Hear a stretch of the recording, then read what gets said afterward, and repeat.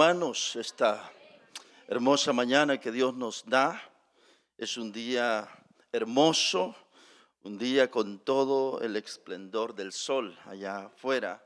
Es un día maravilloso que Dios nos concede. Y no solo eso, hermanos, sino que el estar aquí, nosotros como una congregación, la familia de Dios, esto es un regalo del Señor realmente. Nos hemos gozado en este tiempo que hemos tenido y ahora entramos al momento de la predicación de la palabra de Dios. Entonces les voy a invitar que busquemos en la Biblia, en el primer libro de Samuel. Vamos a ir a una porción que está en capítulo 19. Primer libro de Samuel, capítulo 19, verso 10 hacia adelante.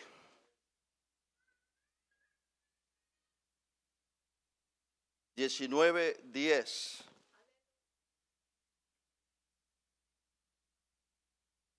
Vamos ahí a dar lectura a la palabra del Señor cuando son las 11:01, las 11:01. Le dije primero de Samuel capítulo 19 en el verso 10 y vamos a ir hasta 18. Y enseguida voy a pedir unos versículos más que al hermano que está presentando en la pantalla le voy a pedir que él nos dé continuación enseguida. Vamos a leer pues el capítulo 19, verso 10 hasta 18. Dice así la palabra del Señor. Verso 10 a 18. Dice: y Saúl, perdonen. Les pido que en toda la lectura que viene a continuación presten mucha atención a una palabra. A ver, cuando ya lo hayamos leído, yo les voy a preguntar cuál será esa palabra que más encontramos en todos los textos que vamos a leer ahora. Así que presten mucha atención, por favor, qué palabra es la que se va a repetir. Verso 10 decía: y Saúl procuró enclavar a David con la lanza en la pared, pero él se apartó de delante de Saúl, el cual hirió con la lanza en la pared. Y David huyó y escapó aquella noche. Saúl envió luego mensajeros a casa de David para que lo vigilasen y lo matasen a la mañana. Mas Mical, su mujer, avisó a David diciendo: si no salvas tu vida esta noche, mañana serás muerto. Y descolgó Mical a David por una ventana, y él se fue y huyó. A ver otra vez. Y él se fue y huyó y escapó. Tomó luego Mical una estatua y la puso sobre la cama y le acomodó por cabecera una almohada de pelo de cabra y la cubrió con la ropa. Y cuando Saúl envió mensajeros para prender a David, ella respondió: está enfermo. Volvió Saúl a enviar mensajeros para que viesen a David diciendo: traédmelo en la cama para que lo mate. Y cuando los mensajeros entraron, he aquí la estatua estaba en la cama y una almohada de pelo de cabra a su cabecera. Entonces Saúl dijo a Mical: ¿por qué me has engañado así? Y has dejado escapar a mi enemigo. Y Mical respondió a Saúl: porque él me dijo: déjame ir, si no yo te mataré. Viene el último, el 18. Huyó pues David, y otra vez, y escapó.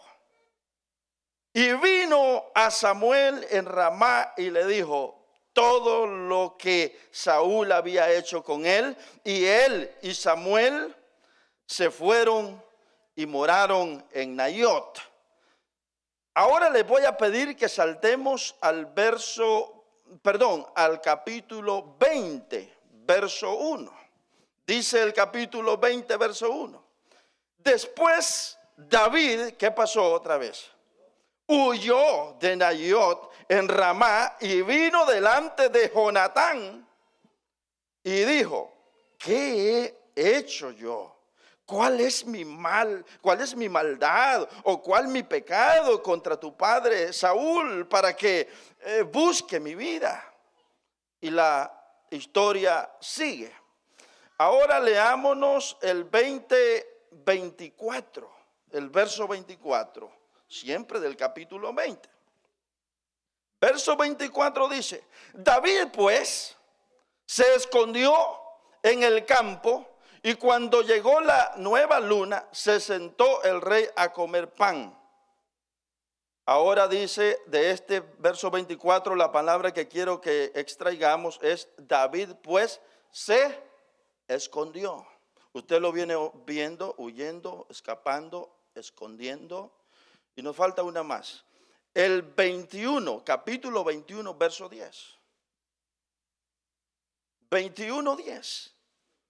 Y levantándose David aquel día, ¿qué pasó otra vez? Huyó de la presencia de Saúl y se fue a Aquís, rey de Gat. Ahora sí, les prometo que es el último. El 22:1, capítulo 22:1. Yéndose luego David de allí, ¿qué pasó ahora? Huyó a la cueva de Adulán. Y cuando sus hermanos y toda la casa de su padre lo supieron, vinieron a él, y ustedes y yo conocemos la historia. ¿Verdad que sí? Así es. Enseguida les comento, oremos brevemente al Señor. Amado Señor Dios, ha llegado el momento de hablar tu palabra una vez más. Como siempre lo haces, Señor, en cada reunión que tenemos aquí. Yo te ruego que esta mañana tu palabra no retorne vacía. Que tu palabra, Señor, cumpla aquel propósito con el cual tú la envías. Y, Señor, que mientras expongo aquí tu palabra, seas tú obrando en la conciencia de cada persona aquí presente. Siendo yo el primero, Señor, en el nombre de Jesús, que esta palabra no retorne vacía. Te pido, amén y amén. Ahora, hermanos, tomen asiento. Hemos visto en esta lectura algunas palabras que hacen énfasis, que resaltan, ¿verdad que sí? Y demás está que yo les pregunte cuáles son. Todo lo que hemos leído hoy hace énfasis, remarca, resalta, repite las palabras huir, escapar, esconderse. Y no solo eso, aparte de esconderse, también habla de, ¿cuál fue la otra? Huir, escapar, esconderse. ¿Y qué más? Bueno, con esa suficiente. No sé si había una más en verdad. No sé de dónde saqué que corrió también. Pero ustedes saben y son testigos que lo que hemos leído hoy describe exactamente esto. Huyó, corrió, escapó, se escondió. Todo eso está en lo que hemos leído hoy. Y por eso esta mañana quiero predicar bajo el tema que será la importancia de escapar cuando se puede.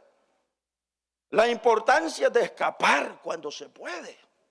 Porque no siempre se puede escapar. La importancia de escapar cuando se puede. Huir, escapar, esconderse, correrse, todo eso. Todo eso hemos hallado en esta lectura. Ahora, entremos de lleno a esto. Miren, ustedes van a estar de acuerdo conmigo, casi se lo aseguro con lo que vamos a decir en lo siguiente. Al leer nosotros estas palabras, estos pasajes, y con estas palabras, estos términos aquí, hermanos, debe de a nosotros llamarnos la atención que algo se está procurando enfatizar con esas palabras. Eso debe de llamarnos la atención, porque, hermanos, escuchar de cualquier hombre en la Biblia que huyó, que se escondió, que se amedrentó, que fue cobarde, casi de cualquiera, no nos sorprende. Pero cuando se trata, hermanos, de la vida de David, cuando se trata de David, este hombre, miren, esto debe de llamarnos a nosotros la atención. ¿Sabe por qué tiene que llamarnos la atención realmente? Porque David, aunque bien es cierto que cometió tantos errores, tuvo tantos defectos en su vida, como usted, como yo, como todos, falló delante de Dios y lo sabemos, pero si había algo en lo cual David resaltaba y no era cualquiera, era en ser valiente. Cualquier error podía cometer David, menos aquello de ser cobarde. Usted encuentra a David, si usted le quiere encontrar a David cobardía, no se la va a encontrar. David, la Biblia lo describe, desde su temprana edad lo describe como un joven valiente. Incluso hay cánticos que describen, hay cánticos que expresan, hermanos, la vida de David y dicen que era un valiente desde su juventud. ¿No es cierto eso? A los 17 años, ¿qué hacía David a los 17 años? Como muchos de los que estamos aquí, se enfrentaba a osos y a leones, ¿verdad que sí? ¿Cuántos de los jóvenes que están aquí tendría valor de enfrentarse a un oso, un león, a los 17 años? La Biblia dice que David, hermano, como a los 17 años, se enfrentaba a osos y a leones. Y eso lo dijo David mismo. Cuando hablaba con el rey Saúl, le dijo: yo allá cuidando las ovejas en el campo, yo me enfrentaba, venía un oso, yo lo mataba, lo tomaba por la quijada y lo desarmaba. Venía un león, igual, yo me enfrentaba al león y yo lo desmenuzaba también. ¿No dice eso la Biblia? Es decir, era un joven que desde su temprana edad era un joven valiente. Si algo tenía David era valentía. Si algo tenía ese joven era valor. No solo eso, sino salimos del valor que tenía de enfrentarse a las fieras en el campo, cosa que ninguno de los que estamos aquí tendría valor.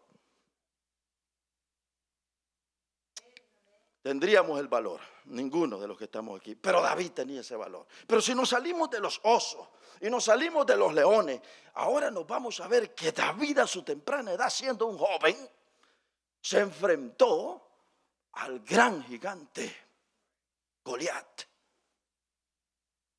Enfrentarse a Goliat siendo un jovencito. Los que lo miraban le decían, ¿qué decía Saúl cuando lo miró? ¿Qué le dijo el hermano el hermano de David? ¿Qué le dijo? Yo ya sé, le dijo, tu malicia. Cuando David fue al campo a dejarles comida, y fue a dejar comida al ejército y a sus hermanos allá, y le dijo a uno de sus hermanos, a David el mayor, le dijo: yo ya sé tu malicia, has venido solo para curiosear aquí cómo va el asunto de la guerra, que no te conociera yo. Vete, le dijo. ¿Se recuerdan de eso, hermanos? Bueno, en esa ocasión David demostró, hermanos, su confianza en Dios, su valentía, y lo hizo cuando se enfrentó al gigante Goliat, y conocemos bien la historia, cómo lo derribó. Tú vienes contra mí con espada y jabalina, con todo tu armamento y todo lo que sabes hacer, mas yo vengo contra ti en el nombre de Jehová de los ejércitos, en el nombre de Jehová, el Dios de los escuadrones de Israel. En este día va a ser notorio a toda la nación que yo te cortaré la cabeza y daré tu cuerpo a las aves de los cielos, y verás, y en el nombre de Jehová, y te vas. ¿Se acuerda? Capítulo 17, primero libro de Samuel. Hermanos, y allí está David y todo el ejército, y Oliab, y Abner, y todos los del ejército de Israel, y Saúl el rey están asombrados esperando ver el momento en que aquel gigante Goliat va a matar a David. Y están pendientes solo esperando ver el momento en que aquel va a caer muerto. Pero allí va David, valiente, encaminándose al valle, a la planada, encaminándose al campo de batalla va David. Valiente, confiado en Dios, lleno de fe, lleno de confianza de que Dios lo va a respaldar como lo había respaldado allá cuidando las ovejas y matando a los osos y los leones. Entonces con esto quiero decir que desde joven, hermano, David fue un joven valiente. Se destacó por ser alguien valiente. No solo eso, tiempo más tarde, pura Biblia. Tiempo más tarde, este hombre formó a David, cuando andaba ya huyendo, formó a un equipo. Es más, voy a decir, todavía no digo lo del equipo que formó. Mejor voy a decir que cuando se incorporó al ejército de Israel, cuando salía a las peleas, a las batallas, unido al ejército de Israel, cuando Saúl era el rey todavía, David resaltaba como guerrero. No había, hermanos, batalla a la que fueran que no hubiese victoria. Y todos reconocían que David era un tremendo guerrero. David era, hermanos, como guerrero era bárbaro, estratega único, tremendo sentido para saber seleccionar, tremenda capacidad para saber detectar quiénes eran los que convenía integrar en su equipo. Era un tremendo militar, diestro para la batalla. Ahora sí, tiempo más tarde, cuando anda huyendo de Saúl, él formó a un grupo de hombres. La Biblia dice que tuvo, ¿cuántos hombres tuvo? Un grupo de 600 hombres. Los 600 de David. ¿Estoy correcto? Los 600. Y hermanos, a estos hombres los formó tanto que dice la Biblia que estos hombres que integraban este equipo era gente tan diestra para la batalla que dice que para la mano izquierda eran zurdos, para la mano izquierda eran tremendos, sabían dominar la espada y el arco y todo, lanza y todo. Eran tremendos con la izquierda ahí. Y si leemos la historia, no vamos ahora, pero usted sabe esto, que muchos de estos hombres, de los 600 de David, muchos de estos, dice la historia que hubo una ocasión en que uno se enfrentó a 800 hombres. Y dice la Biblia que los mató a los 800. Uno solo. Un solo valiente de David mató a 800. En otra ocasión, otro se enfrentó a 2 osos juntos y a los 2 los mató también. Otra vez, ¿se recuerdan aquel que defendió un campo de lentejas contra todo un ejército que venía contra él? Y defendió el campo de lentejas. Y dice la Biblia que también salió victorioso. Hermanos, la Biblia habla de estos hombres y dice que esta gente, hubo unos que la espada se les pegaba, la mano le quedó tiesa, los dedos le quedó tieso, pegado a la espada de tanto luchar. No solo eso, hermano, esa era gente que no fallaban con el arco, con la lanza, no fallaban. Y si a un caballo le tiraban, a ese le pegaban. Y lanzaban desde sus caballos flechas y cantidad de flechas y no erraban, dice la Biblia.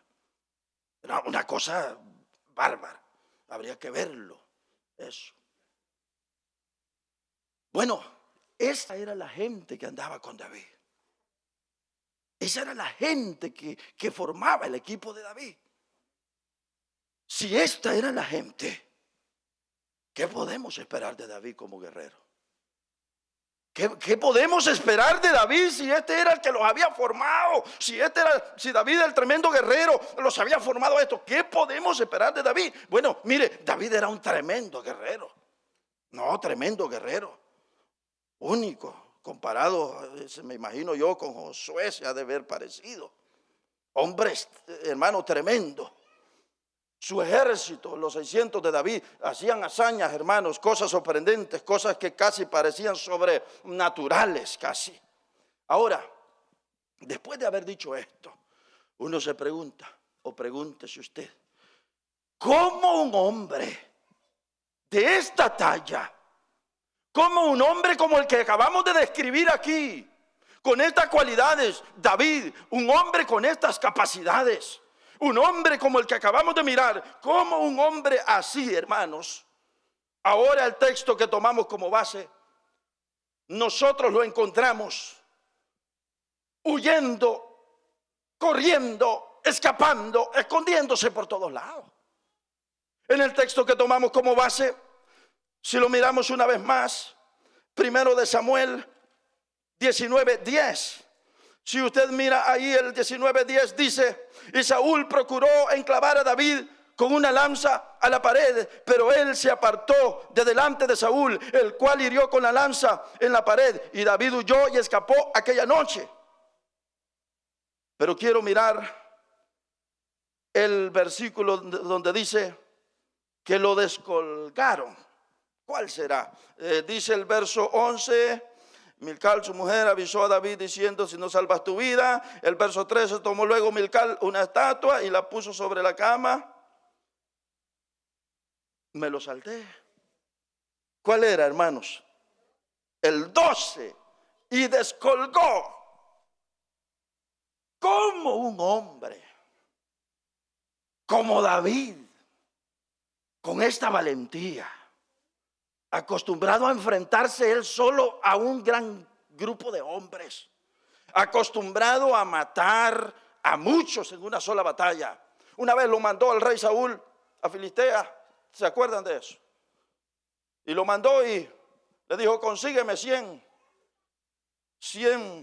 pruebas de hombres muertos, consígueme 100 prepucios, le dijo. O sea, prueba de que, y dice la Biblia que que David fue, y no solo le trajo 100, al rey le trajo 200 prepucios. Como un hombre, como David, de estas cualidades, como un guerrero como este, como un valiente como este, ahora lo hallamos que su esposa tiene que, por una ventana, su esposa, yo no sé si usted puede mirar a Milcal, quizás está poniendo la rodilla en la pared, porque una mujer para sostener el peso de ese hombre, no sé cómo le habrá hecho, pero la verdad que cuando uno se halla en apuros, cuando la muerte está rodeando, saber de dónde se sacan las fuerzas. Pero esta mujer, hermano, tuvo que bajar a David, y dice la Biblia, lo que vemos allí, que David, en el verso 12, lo bajaron o lo descolgó la mujer por una ventana. Yo le pregunto a usted, después de todo lo que acabamos de mirar, ¿usted cree que un hombre como David tenía necesidad? Si este David hubiese sido, hermano, si él se hubiera querido enfrentar a los hombres que el rey Saúl había mandado a la casa para que lo mataran allí, ¿usted cree que David no tenía la capacidad de enfrentarse a esos hombres? Si ya lo había hecho muchas veces antes y había matado a muchos. Miren, David tenía completa capacidad, tenía experiencia, lo había hecho muchas veces. Pero ahora el hombre escoge que la esposa lo saque por la ventana, cae allá abajo y aquel sale corriendo seguramente. Uno se pregunta, ¿cómo puede este hombre, gran guerrero, experto, andar huyendo así? ¿Cómo? ¿Cómo se puede eso? ¿Por qué lo hizo? ¿Por qué David en esta ocasión, por ejemplo, no se enfrentó y peleó y los mató allí? ¿Por qué? Saben, hermanos, que el que está dentro de una casa casi siempre lleva la ventaja del que va afuera. Eso es así. Y en esta ocasión David tenía la ventaja de estar adentro de la casa, y habían llegado o llegaron los hombres enviados por Saúl. Pero el que está adentro tiene ventaja. Es cierto que en un momento dado lo pueden llegar a matar o atrapar o lo que sea, pero el que está adentro, a más de uno lo va a fregar, lo va a arruinar. Eso es así. Sí, hay historias reales de eso. Pero esta ocasión, aún teniendo ventaja, este hombre se da a huir, a escapar. ¿Por qué lo hizo? ¿Por qué lo hizo David? ¿Sabe por qué lo hizo? Y esto es el núcleo de nuestro mensaje esta mañana. ¿Sabe por qué lo hizo? Porque David sabía que Dios tenía un plan para su vida. ¿Por qué David no peleó? Porque David sabía que Dios tenía un plan para él. David sabía que Dios tenía un futuro para él. Si David se defendía, si David, hermanos, actuaba mal contra sus propios hermanos, los servidores del rey, si David actuaba mal, David sabía, hermanos, que iba a arruinar el plan de Dios, iba a dañar el proyecto de Dios, iba a arruinar toda la planificación que Dios tenía para él. Y esto hizo que David, en cambio de enfrentarse a pelear, opte por huir, opte por escapar, opte por correr, opte por irse a esconder. Es que mire, David había descubierto cuál era el plan de Dios para su vida. Había descubierto, en otras palabras, el propósito de Dios para con su propia vida. Y David, sabiendo esto, se abstiene y no arruina el plan. Usted y yo que estamos aquí, nosotros debemos de saber bien cuál es el propósito de Dios para nuestra vida. Nosotros deberíamos de saber bien cuál es el plan de Dios para con nosotros, el propósito de Dios para nuestra vida. Nosotros deberíamos de saber bien eso. ¿Sabía usted que cuando uno no tiene propósito en la vida, cuando uno no sabe cuál es el propósito de la vida, uno vive, hermanos, desperdiciando su vida? Usted va a hacer lo que le viene en el pensamiento. Si usted no tiene propósito en la vida, va a entrar en depresión, va a entrar hermano, en pensamientos de todo tipo. Porque no tiene un norte, porque no tiene una dirección, porque no tiene un propósito, porque no sabe a lo que le está tirando. Cuando se vive sin propósito, se hace cualquier cosa, se desperdicia la vida. Por eso se vive como le da la gana. Cuando no hemos descubierto que Dios tiene un plan para mi vida, que Dios tiene un futuro para mí, entonces vivo como me da la gana. Hago lo que pienso y dejo de lado la palabra de Dios, la dirección de Dios, porque no tomo en cuenta que Dios tiene un plan conmigo, Dios tiene un propósito conmigo. Pero David no era así. David tuvo claro, hermanos, que él tenía un propósito, tenía un plan, Dios con él. ¿Sabía usted cuánto tiempo más o menos anduvo huyendo David? 7 años huyendo del rey Saúl. Desde que Samuel fue y lo ungió y le dijo, tú serás y lo ungió como el próximo rey, estando Saúl vivo, fue y lo ungió. Desde allí para acá, una persecución horrible que se le vino del parte del rey para con David. Pero David, 7 años huyendo, corriendo para allá, corriendo para el otro lado, escapando para allá, escapando para acá, yéndose por todos lados, teniendo la oportunidad muchas de las veces de defenderse. No lo hizo por una sola razón. ¿Cuál razón, pastor? Es que él había identificado que Dios tenía un plan para con él. Él había identificado que Dios tenía un futuro para él. Lo tenía claro. Lo tenía claro. David pudo muchas de las veces haberse defendido con violencia. David pudo haber incluso matado al propio rey Saúl. Ustedes conocen bien la historia. Cómo en un momento dado el rey Saúl, buscando a David allá por el desierto, con su gente, muy cansado, dice la Biblia que Dios le envió al rey y a sus soldados un profundo sueño. Y muy cansados se fueron a dormir a una cueva allá en el desierto, a una cueva, hable de un lugar, un hueco bien inmensamente grande, y allí se fueron a dormir, pusieron sus armas a un lado y no se habían dado cuenta que en esa misma cueva estaba David con sus hombres. Y conocemos bien la historia. Y ese día David bien pudo quitarle la vida al rey Saúl, pero no lo hizo. No lo hizo. ¿Y por qué no lo hizo, pastor? Bueno, la Biblia dice que no lo hizo porque él dijo, cuando los soldados de David le decían, oye, es el momento, hay que asesinarlo, quítale la vida. Mira, está tan fácil, Dios lo ha entregado en tus manos. Fácil podía David, creer esa palabra. Fácil podía cometer el error de decir, hoy es la oportunidad de quitar a este hombre. Me ha hecho la vida imposible, me ha perseguido durante 7 años. Este es el momento de matarlo.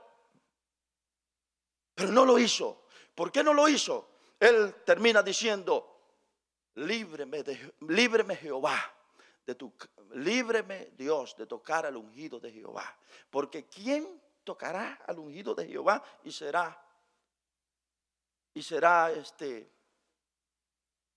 ¿quién tocará al ungido de Jehová y será? ¿Cuál es la palabra, por favor? Será inocente. ¿Quién se meterá con el ungido de Jehová y no va a recibir castigo? Dijo aquel. Y miren, hermanos, esto a mí me llama tanto la atención que en todo lo que vamos viendo, usted mira a un David que es lo único que lo detiene de manchar sus manos, de actuar con violencia. Lo único que lo detiene es una sola cosa. En su mente estaba, es que Dios tiene un plan conmigo. Es que Dios tiene un plan conmigo. Y si yo me defiendo de esta forma, yo voy a arruinar el plan que Dios tiene para mí. Si yo actúo de esta forma, voy a arruinar el plan. Mejor voy a escapar. Por eso, hermano, hay que escapar cuando se puede. Mejor, dijo David, escapar. Mejor escapar. Y esto lo mantuvo, hermanos. ¿Saben? Hubo un momento que en el capítulo 26 de primero de Samuel, capítulo 26, verso 19, quiero mirar si está por ahí, en el verso 18, capítulo 26, versos 18 y 19, aquí hay unas palabras en el 19 que me llaman mucho la atención. Dice el 18, y dijo, ¿por qué persigue así mi señor a su siervo? ¿Qué he hecho? ¿Qué mal hay en mi mano? Le gritaba David, hermanos, al rey, ¿qué he hecho yo? ¿Por qué me persigues de esta forma? ¿Por qué persigues a una pulga? Le dice más tarde. Miren el 19, le dice, yo lo que veo aquí, qué humildad la de David. Hasta dónde se bajaba el gran guerrero, el que podía defenderse. Dice, ruego pues que el rey mi señor oiga ahora las palabras de su siervo. Si Jehová te incita contra mí, acepte él la ofrenda. Está bien, que me quites la vida. Mas si fueren hijos de hombres, malditos sean ellos en presencia de Jehová. Y mire lo que viene, porque me han arrojado hoy para que no tenga parte en la heredad de Jehová, diciendo, ve y sirve a dioses ajenos. David se sentía, hermano, que su propia gente, los propios nativos de Israel le habían dicho, no te queremos ver en este territorio, vete a tierras vecinas, vete a donde tú quieres, sírvale a los dioses paganos como tú quieras con otras naciones, pero en esta tierra no cabes. ¿Cómo se sentía David? Los estudiosos bíblicos están de acuerdo en que con esta expresión David estaba dando a entender que le venía la tentación de irse a otra nación, desaparecer y abandonar a Israel por completo. Le venía la tentación, el deseo de escaparse a otra nación donde no lo conocieran.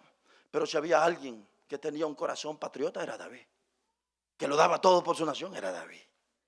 Y David, si había algo que extrañaba, y lo miramos más tarde en los salmos que escribió, si había una cosa que extrañaba con esta palabra cuando dice, no, me han arrojado hoy para que no tenga parte en la heredad de Jehová. Lo que extrañaba era el no poder ir a la casa del Señor, el no poderlo adorar, el no poder estar en el templo, el no poder adorarlo con la libertad que antes lo hacía. Lo extrañaba David. Y él se siente que en su propia tierra, en su propia nación, no lo quieren ahí. De fuera, sírvele a otros dioses. Tentación que le venía a David. Pero ¿por qué no lo hacía? Solo una cosa. Porque David sabía que Dios le había dado un plan, que Dios le había preparado un futuro para él. Y David pensaba, si yo hago esto, arruino este plan. Si yo empiezo a actuar por mí mismo, a vivir como yo quiera, defenderme como yo quiera, voy a arruinar el propósito, el plan que Dios tiene para mí. Lo voy a echar a perder. Usted mira esto en toda la vida de David. Un día David huyendo allá por el desierto, tenía mucha hambre con sus hombres. Y al tener mucha hambre, hermanos, allá por los campos donde andaba había un hombre hacendado muy rico que se llamaba Nabal. La esposa se llamaba Abigail. Y dice la Biblia, primero de Samuel, dice la Biblia allá del 22 para adelante, dice la Biblia 25, todo eso, 24, 25. Dice la Biblia que tuvieron mucha hambre. Y cuando tuvo mucha hambre, David mandó a sus hombres y les dijo: vayan y pídanle a Nabal, ya que tiene tantas ovejas, tantas vacas, tantos animales, vayan y pídanle que nos regale, aunque sea algo ahí que nos dé para comer. Y aquellos hombres llegaron, y cuando llegaron, usted conoce bien esta historia, pero por si alguien es nuevo aquí, la digo. Llegan a la casa y cuando le piden que les dé de comer, Nabal respondió y dijo: ¿y quién es ese David? ¿Lo recuerdan, hermano? ¿Y quién es ese David? ¿Acaso no es común hoy día que muchos servidores, muchos siervos andan huyendo de sus amos y andan ahí por los montes, por los desiertos, huyendo, escapándose? Uno de esos debe de ser David. Aquellos hombres se fueron y le dieron la respuesta a David, y David ese día se enfureció. Dice la Biblia que este hombre se enfureció tanto que le hervía la sangre y dijo a sus hombres: vive, levantó la mirada, como lo hacían todos cuando hablaban así: vive Jehová, que mañana, o que vive Jehová, que de aquí para adelante, en cuanto pueda, este hombre es hombre muerto. Lo vamos a matar. Y le dijo a los hombres, a los tremendos guerreros acostumbrados, hermano, a pelear con muchos, les dijo: preparen sus espadas, preparen sus armas y vamos a ir a darle muerte a este hombre Nabal. Hermanos, David iba con sus hombres, ni siquiera mandó a 2, 3 para que le fueran a dar muerte. Bastaba con 2, bastaba con 1. Pero David iba con todo su ejército y dijo: vamos a ir a darle muerte a Nabal. Con todo el equipo de hombres diestros para la batalla iban a darle muerte a Nabal. Pero antes de eso, uno de los criados de Nabal y Abigail le habían ido a dar las noticias a la esposa y le habían dicho: mira, ahí viene David y viene determinado a matar a Nabal, tu esposo. Y la mujer, sabia, inteligente, usted conoce que esta mujer dijo: no, posible, vamos a calmar, vamos a aplacar la ira de este hombre. Y le preparó un guiso, tremenda comida, y salió al encuentro. Y cuando David venía con sus hombres a matar a Nabal, aquella mujer se postró en tierra. Desde que los miró, se encontró con ellos, se postró en tierra y le rogó y le dijo: por favor, pero le dijo unas palabras, no en palabras nuestras, pero le dijo: no manches tus manos. No arruines en otras palabras, no manches tus manos, porque cuando seas rey de Israel, porque todo Israel sabía que David iba a ser rey después de Saúl, no manches tus manos con este hombre, porque cuando tú seas rey, vas a cargar con esa conciencia, ese cargo de conciencia que te va a decir: manchaste las manos con un hombre insensato que no valía aquí casi decir la pena. Y aquel David le prestó tanta atención. ¿Sabe usted qué es lo que le penetró a David de esta mujer? Exactamente esas palabras. Recapacita, reflexiona. Cuando tú seas el rey, vas a tener tus manos manchadas por este hombre. Miren, lo que se le estaba dando era como que era un momento en que David había perdido, fue tanto el enojo que perdió la mente. Pero ahí estaba Dios a través de esa mujer: recuérdate que tú tienes un plan. Tú vas a ser el rey. Recuérdate que tú has sido escogido para algo. Y ahí se le recordó, y aquel hombre David, como decimos nosotros, echó reversa y ya no ejecutó aquel plan. Ya no lo hizo. ¿Pero qué es lo que lo detuvo? El saber, el tener claro, el tener conciencia de que Dios tenía un plan con él. Eso lo hizo que él recapacitara y dijera: está bien, no ejecutaré este plan. ¿Qué es eso, hermanos? ¿Saben qué es eso? Eso es escapar cuando se puede. Eso es huir. Eso es huir. Eso es como aquel dicho que dice, mejor que digan aquí corrió que aquí murió. En la vida espiritual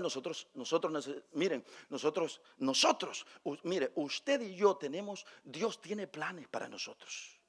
Dios tiene un plan futuro para nosotros. Dios está contando en que un día usted va a vivir con Él en la patria celestial. Usted y yo vamos a estar entre millares y millares de ángeles. Usted y yo el plan de Dios es que usted y yo un día vamos a estar junto a Moisés, junto a Abraham, junto a David, junto a Pedro, junto a todos estos hombres. Dios tiene un plan con nosotros. Dios tiene ese plan, hermanos. Dice la Biblia que y vendrá a la mesa y se ceñirá y hará que se sienten a la mesa y vendrá a servirles, dice Lucas 12. Hermanos, Dios tiene planes con nosotros, tiene un futuro para nosotros bien planificado, bien preparado para nosotros. Tiene un plan Dios con nosotros, tiene un futuro, hermanos, que no lo podemos ni describir. Pero hoy día usted tiene que escapar de aquellas trampas satánicas, escapar de los ataques del diablo, escapar de los sutiles planes de Satanás que vienen en forma de una mujer, de un caballero bien apuesto, de un joven bien apuesto, de una droga, de un mundo de vicios, de un mundo de maldad, de un mundo de entretenimiento. Usted y yo somos llamados a escapar.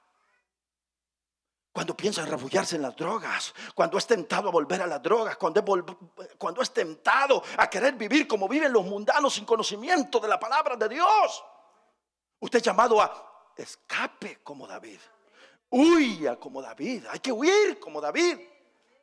Esta vida cristiana, esta vida de fe, esta vida de Dios, se trata, hermanos, de huir. Si nosotros queremos un día mirar el plan de Dios, el propósito de Dios cumplido en nuestra vida, yo te aconsejo hoy en el nombre de Jesús, escapa por tu vida hoy, escapa de lo que tenga que escapar, sea de una joven, sea de una trampa, sea de lo que sea, pero hay que escapar. ¿De qué quieres escapar? ¿De qué tienes que escapar? Usted sabe de qué tiene que escapar.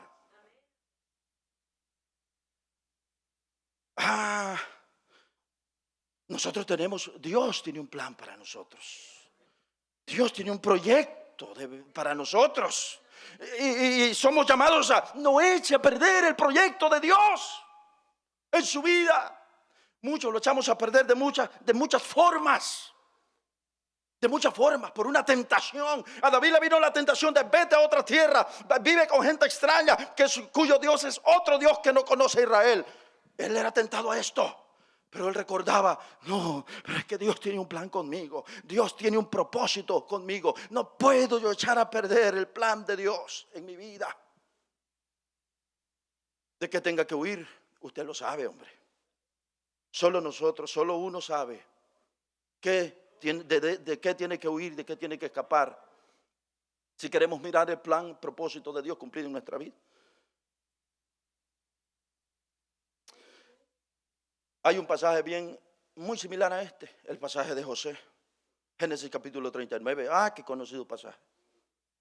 Génesis capítulo 39 es semejante el pasaje a este. Allá estaba José y estaba en la casa del rey Potifar y estaba la mujer. Y estando solo José y la mujer de Potifar, el rey, le dijo, ven, acuéstate conmigo. Y dice la Biblia que la mujer no soportaba aquello, hermano, y dice que echó mano del muchacho José. Y José, dice la Biblia, que huyó dejando su vestimenta, la bata, la vestimenta, ¿cómo se llama? La túnica, correcto, gracias. La túnica en las manos de la mujer. Y se fue, huyó, escapó. Hermanos, usted mira a otro hombre allí, José, escapando, huyendo, igual que David, que pudiendo hacer algo, no lo hicieron por una sola razón, porque había un plan de Dios con sus vidas, había un proyecto de Dios con ellos. Por lo tanto, ellos sabían que ese proyecto les guiaba y no podían ellos ceder a ninguna otra cosa. Cualquiera hubiera dicho en nuestros días, cualquiera diría, pero qué tonto ese José. Pero qué tonto, otra oportunidad como esa, ¿verdad? Podía decirlo, hermanos. Pero allí está el modelo de hombre santo. Y ahí lo tenemos, huyendo, escapando, escondiéndose, corriendo.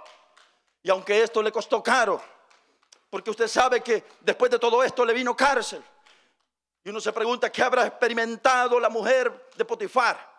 ¿Qué habrá experimentado cuando miraba a José puesto en la cárcel? Cuando José, injustamente, siendo inocente, es puesto en la cárcel con los presos del rey. Y aquella mujer, su conciencia, ¿qué habrá sentido cuando miraba a José preso injustamente por mi culpa? Ese muchacho es inocente, el que falló aquí fui yo. Yo fui el que inventé la mentira de, ese hombre, el hebreo que han traído, quiso abusarme y miren, aquí están las pruebas. ¿Qué cargo de conciencia vivió esa mujer? Pero no nos extendamos más allí. Usted mira a un José huyendo. Bueno, primero a un David que pudiendo defenderse, lo mira huyendo. Ahora miramos a un José que pudiendo también entrar a aquella tremenda tentación, usted lo mira huyendo, escapando. Esto nos dice a nosotros que es necesario nosotros también, hermano, tener claro que nosotros no podemos hacer como hace todo el mundo. Nosotros tenemos un llamado bien claro, tenemos un propósito, está claro, hermanos, que para nosotros hay un plan futuro que el Señor tiene preparado y no podemos nosotros por cualquier cosa que nos salga en el camino ceder. Y hoy día está muy de moda, hermanos, cómo Satanás utiliza mujeres, perdón con todas las que están aquí, pero hay que ser bien honestos, cómo Satanás utiliza mujeres de gancho para con los hombres. Hablo de los hombres de Dios, hablo de la gente de Dios. Cómo utiliza, hermanos, para hacer daño, para causar ruina, para traer destrucción, para traerle mal al evangelio y al alma de la persona, del siervo, siervo de Dios. Pero no solo la mujer, también el hombre. También esto está tan terrible con las redes sociales. Terrible cómo está todo esto. Todo con el fin de arruinar, de dañar. No nos damos cuenta que es obra de Satanás realmente. Que es obra de las tinieblas, que Satanás está detrás de todo esto. Pero a esto nos llama el Señor y nos dice, escape como David. Corra, esconda. Que Dios nos libre, hermanos. José escapó porque tenía clara conciencia del futuro que Dios tenía para él también. Y voy a concluir con uno más. Y sabe, habría otro que me encanta. Está en Jueces capítulo 9, en la parábola de allá cuando Jotán presentó la parábola del olivo y le propusieron unas cosas, pero no lo voy a ir a ver ahora. Quiero ver a uno más, a un hombre que huyó, siendo tremendo también. Libro de los Hechos capítulo 9, en el verso 23 nosotros nos encontramos al apóstol Pablo. Hechos 9, 23 hasta 26. Mire lo que dice el apóstol, mire lo que dice el libro de los Hechos aquí. Pasados muchos días los judíos resolvieron en consejo matarle a Pablo, pero sus acechanzas llegaron a conocimiento de Saulo y ellos guardaban las puertas de día y de noche para matarle. Entonces los discípulos, tomándole de noche, ¿qué hicieron con el apóstol Pablo? Le bajaron por el muro, descolgándole en una canasta, igualito que a David. Igualito que a David. A David lo bajó Mical, su esposa. A Pablo lo están bajando los discípulos, el pueblo de Dios. Y le dijeron, escapa por tu vida. Ahora yo le pregunto, ¿acaso no Pablo era un gran gigante de la fe, hermanos? Un hombre, hermano, que se enfrentaba a quien fuera necesario. Lo apedreaban, hermano, y él seguía firme predicando. A lo que fuera se enfrentaba. Pero en esta ocasión está encerrado en esta ciudad y lo quieren matar y le rodean. Y Pablo se mira en la necesidad de entrarse en un gran canasto. Saben, hermanos, si usted echa a andar su imaginación, usted puede mirar al gran apóstol Pablo poniendo sus pies en un gran canasto con unas cuerdas aquí y un lazo para arriba. Y los discípulos le dicen, acomódese en el canasto. Traten de ver, por favor, al apóstol Pablo, acomodándose en ese gran canasto, hermano, acomodándose, agarrándose ya sea de las cuerdas aquí o de los lados, y los discípulos, vaya, siervo, en el nombre de Jesús lo enviamos y escape por su vida. Y entre todos lo levantan la canasta, lo sacan por un muro y entre todos, hermanos, bajando al gran apóstol Pablo. ¿No se mira un poco humillante eso? ¿No se mira eso un poco humillante? Miren, es como que da hasta un poquito de pena, pues. Si fuera yo, por ejemplo, ¿qué dijera usted?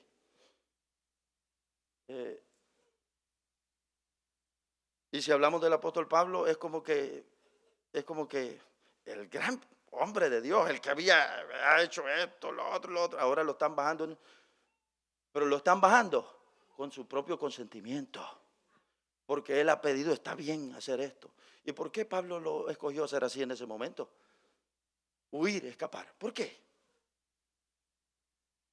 Porque Pablo tiene claro que hay todo un proyecto de vida por delante.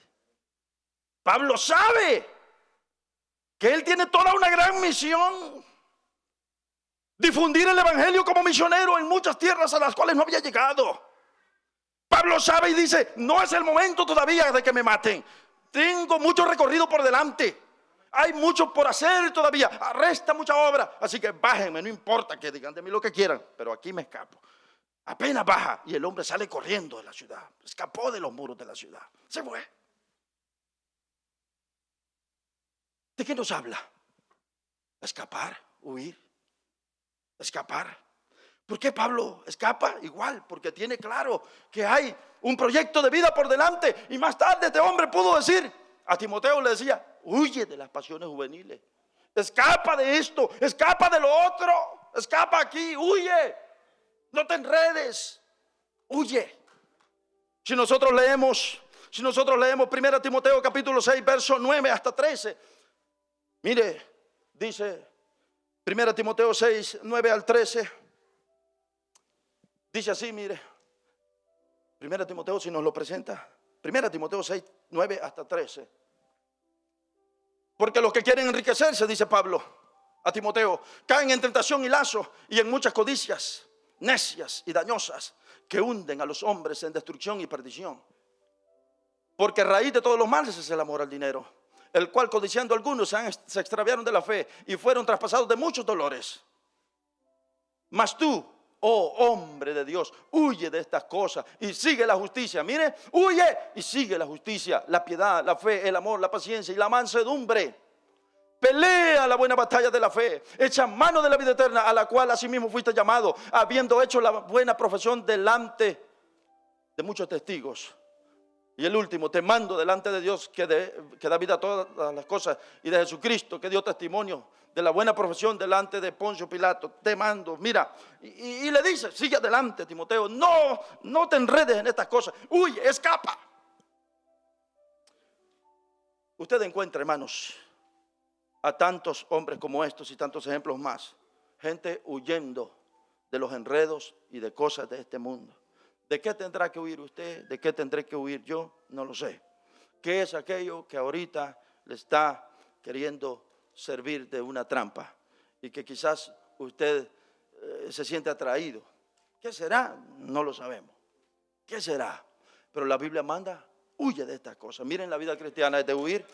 La vida cristiana es solo de evadir, y evadir. Huir y decir: por aquí pasó el hombre, por aquí pasó. Pero el fin es que lleguemos a la patria celestial un día, mis hermanos. En el nombre de Jesús. El apóstol Pablo sigue diciendo, pero le voy a pedir que esté de pie. Sigue diciendo: huye de la idolatría, dice. Huye. Y empieza a decir un listado de cosas. Huye. Huye de la idolatría, huye de la vanidad, huye de tantas cosas, no solo en lo moral, hermanos, sino que de muchas cosas, los enredos, los afanes. Huye de todo lo que quiere perjudicar el plan de Dios para con nosotros. Huye, escape de todo lo que quiere echarnos a perder este plan de Dios para nuestras vidas. Que Dios tenga misericordia de nosotros y nos ayude, hermanos, nos dé la fuerza que necesitamos. Vamos a orar al Señor. Señor, en esta mañana, aquí está tu palabra, Señor. Pienso, Señor, que más de una persona está aquí, a la cual tú le llegas directamente con tu palabra a la conciencia, que está pensando enredarse en cosas, que sabe, Señor, que el llamado es claro, a que tiene que correr, a que tiene que huir, que tiene que escapar, que tiene que esconderse, que tiene que salirse de lo que se está enredando, porque mañana puede ser muy tarde. Señor, yo te pido que esta palabra llegue a la conciencia, que tú des la fuerza, la voluntad, la capacidad en la persona para que podamos nosotros, Señor, como aquellos, como lo hizo David, como lo hizo José, como lo hizo Pablo, como lo hizo Jotán, como lo hicieron aquellos, Señor, renunciar, Señora, renunciar, Dios mío, a todo lo que se presenta bien, que se presenta atractivo, que se presenta, Señor, de la mejor manera. Señor, ayúdenos a huir, a escapar, Señor, para que el plan tuyo pueda hacerse una realidad en nuestra vida, que llegue el momento cuando nosotros podamos estar en tu presencia y que aquello que tú has planificado para tu iglesia, para tu pueblo, para nosotros, tus hijos, pueda llegarse a ser una realidad en aquel día.